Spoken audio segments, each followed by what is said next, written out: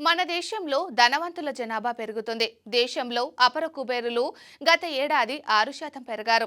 2023లో భారత్లో 13,263 మంది ultra high net worth individuals ఉన్నట్లు ప్రముఖ real estate consultant Knight Frank తాజా నివేదికలో పేర్కొన్నది.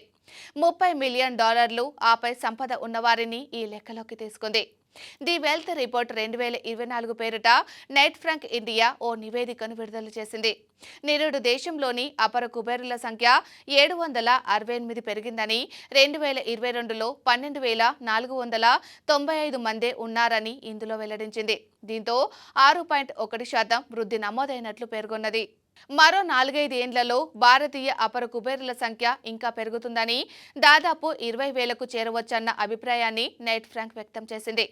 2028 కల్లా దేశంలో అల్ట్రా హై నెట్వర్త్ ఇండివిజువల్స్ 19,908 మంది ఉండవచ్చని అంచనా వేసింది. దేశంలోని అపర కుబేరులు తమ పెట్టుబడి పెట్టగలిగిన సంపదలో 17% లగ్జరీ ఉత్పత్తులకే కేటాయిస్తున్నారు.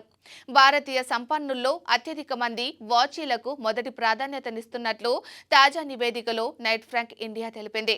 ఆ తర్వాత ఆర్ట్స్, ఆభరణాలపై పెట్టుబడులకు ఇష్టపడుతున్నారు. క్లాసిక్ కార్లు 4వ స్థానంలో ఉండగా, ఆ తర్వాతి స్థానాల్లో లగ్జరీ హ్యాండ్ బ్యాగులు, వైన్, అరుదైన విస్కీ, ఫర్నిచర్, రంగు వజ్రాలు, నాణాలు కొనేందుకు ఆసక్తి చూపిస్తున్నారని ఈ నివేదిక పేర్కొంది. భారతీయ సంపన్నులు తమ సంపదలో 32% దేశ విదేశాల్లోని నివాస గృహాలకే పెడుతున్నారని నైట్ ఫ్రాంక్ ఇండియా ఈ రిపోర్టులో పేర్కొన్నది.